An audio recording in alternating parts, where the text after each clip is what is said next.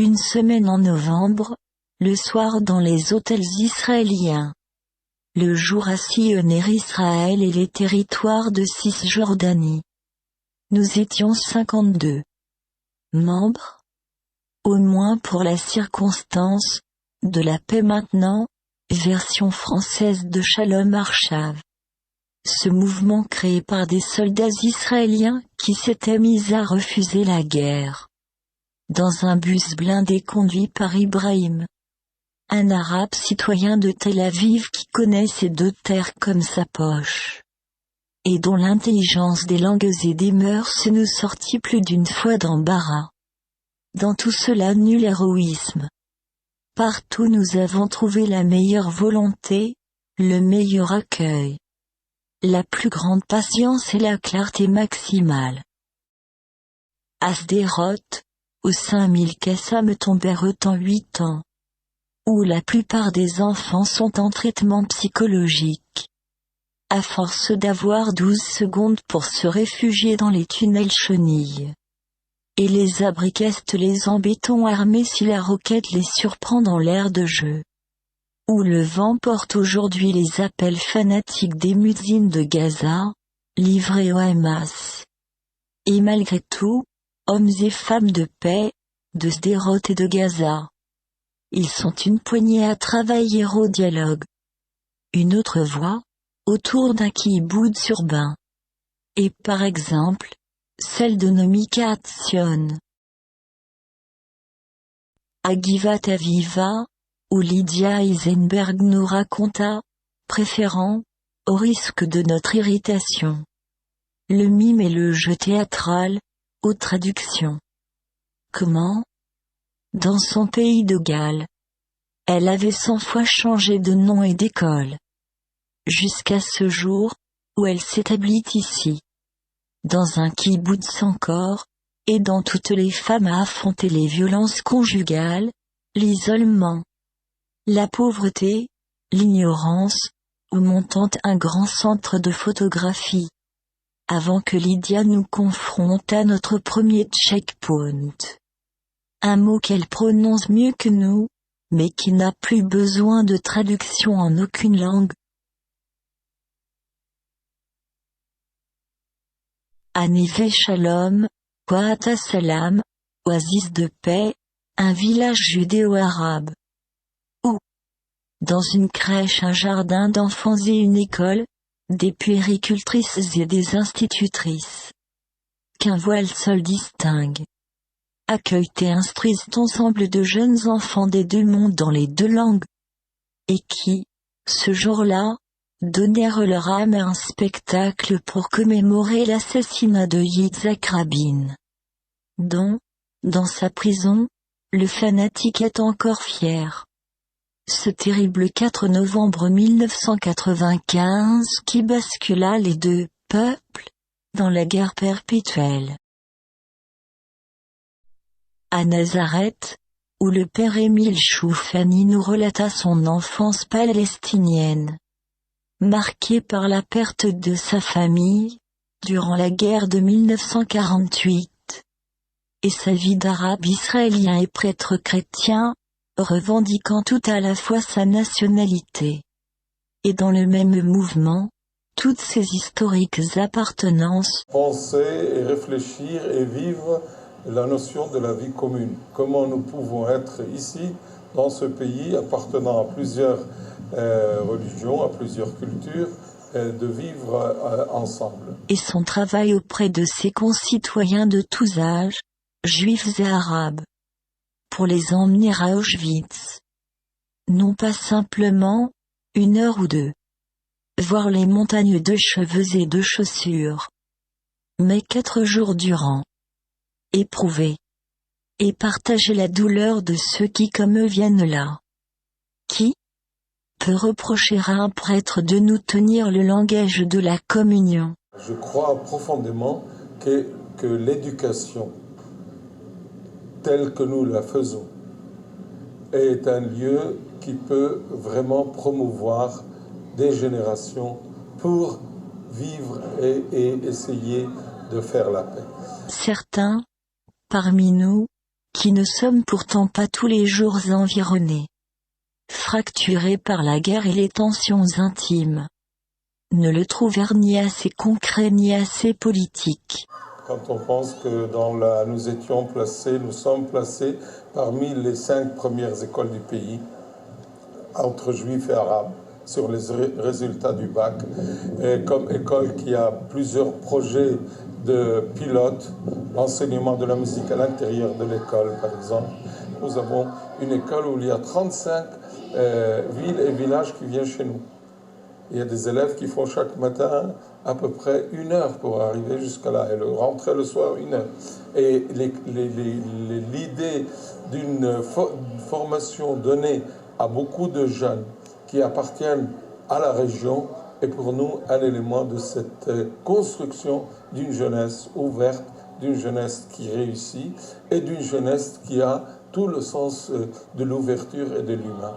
D'autres s'offusquèrent de ce qu'il nous reprocha de vouloir nous racheter par l'échange des douleurs. Nous ne sûmes pas toujours distinguer notre dialectique, subtilement froissée, de sa parole qui sourdait et jaillissait de la faille quotidienne. Si nous sommes aujourd'hui bloqués dans le processus de paix, ce n'est pas pour des problèmes concrets, c'est-à-dire tel kilométrage ici, la frontière qui doit passer par là, telle réalité, le problème de l'eau. Le problème essentiel dans ce conflit, c'est le problème d'accepter l'autre. C'est une question de mentalité et c'est une question de cœur. Est-ce que nous voulons véritablement vivre ensemble ? Vivre, non pas simplement ensemble, mais vivre aussi dans nos différences. Et ça, c'est la question essentielle.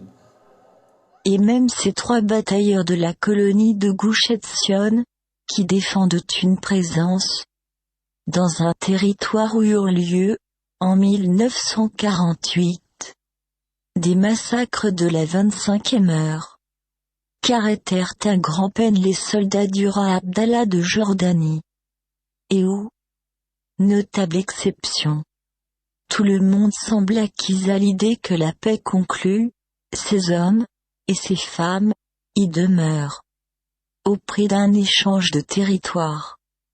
Rien à voir avec nos petits réactionnaires ordinaires, aux simples haines racistes et aux lâchetés politiques.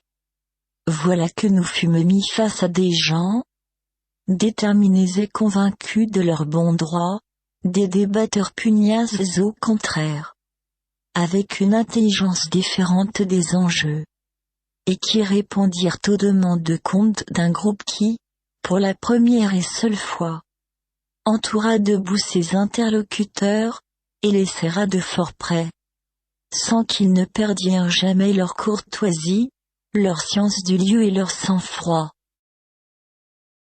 Partout dans les territoires, sous 2 autorités, palestinienne et israélienne, contradictoires et superposées au gré des 3 zones que personne ne sait vraiment identifier. Lassablement les checkpoints qui nous furent si faciles à franchir, que nous en serions devenus presque insolents ou rebelles, sans la colère triste et résignée de ceux et celles qui doivent s'y soumettre 2 fois par jour, et sans ce que, impromptu, Ibrahim nous donna à entendre des parents de Palestiniens, hospitalisés en Israël.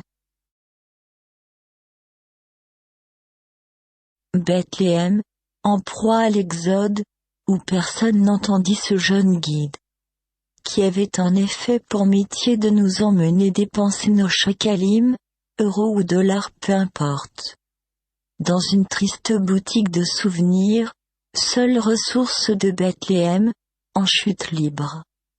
Mais, comme il n'était, ni un élu, ni un intellectuel, ni prévu dans notre programme de rencontres choisies pour le moindre échange politique, peu, parmi nous, prirent garde à ceci, qu'il fut le seul à dénoncer, en Palestine même, la corruption palestinienne, et le premier à nous parler du spectre de l'État binational. dont nous mesurions alors mal la tentation montante chez les Palestiniens. Nous allions bientôt la rencontrer partout. Malgré notre aveuglement de classe, ce guide n'était pas un bonimenteur pour pèlerins. Mais il prenait chez lui, avec nous, et sans doute tous les jours avec d'autres voyageurs, des risques à la hauteur de ses deuils et de ses douleurs. Nous n'avons pas su l'entendre. Nous qui étions là pour avoir des yeux et des oreilles, et pas seulement des idées. À Ramallah, ville aujourd'hui active et relativement prospère, où nous reçurent des responsables palestiniens, qui nous expliquèrent dans la seule langue que dans leur position ils pouvaient tenir, et que certains d'entre nous qualifièrent un peu vite de langue de bois, que leurs administrés et électeurs étaient en train de perdre confiance et patience, ce qui les amènerait très bientôt à réviser profondément leur stratégie, à savoir qu'ils abandonneraient à échéance prévisible la solution à 2 peuples et 2 États, organisée pourtant par le menu depuis au moins 6 ans, y compris le partage de Jérusalem, réglé maison par maison sur le papier. En sa langue, le père Choufani nous l'avait bien dit, le cœur n'y est pas. Et pas seulement le cœur mais toute une finesserie avec l'histoire. Implantation sauvage de colonies et de maisons. Sous prétexte de titres de propriété du temps des Ottomans. Récupérés à Istanbul ci-devant Constantinople. Pour prétendre s'exercer sur des terres palestiniennes ou jordaniennes comme on voudra. Devant des tribunaux de droit israéliens. Qui peut s'y retrouver? Qui peut croire ou faire croire à une quelconque légitimité? Juste des complications. Chaque jour plus difficiles à surmonter, juste le gouffre des Brons. Où, au nom de 2 tombeaux dits des patriarches, 600 religieux fanatiques stérilisent des quartiers entiers. Pour en faire un glacis de magasins abandonnés, de tôles tordues, de portes violées et marquées d'étoiles de David, stigmates mais conquérantes cette fois. Et avec les maisons démolissent la vie quotidienne de 170 000 Palestiniens dans leur propre ville. Et les enfants mendient, ou trouvent le courage du sourire. Jusqu'à cette extrémité où pourraient bien finir ces politiques suicidaires. Et qui a désormais un agenda, un slogan. Presque un programme. Dissoudre l'autorité palestinienne. Provisoire après tout. Inviter Israël à réoccuper militairement et politiquement l'ensemble des territoires. En vue d'organiser des élections, au moins législatives, sur la base d'un homme, une voix. Qui ne voit les conséquences de cette honnête et démocratique chronologie? La démographie aura tôt fait de trancher en lieu et place des peuples. Si encore le temps est laissé aux élections de se tenir. Au lieu de courir à une sorte de balkanisation à rebours. Une Yougoslavie en miroir. Durant chaque heure de chacun de ces 8 jours, toute l'espérance, la mince, la folle espérance nous est venue de ces rares combattants de la paix et du dialogue, qui préféraient remplir leurs tâches plutôt qu'en mesurer l'ampleur, parce que leurs consciences et leur volonté d'évidence en sont là.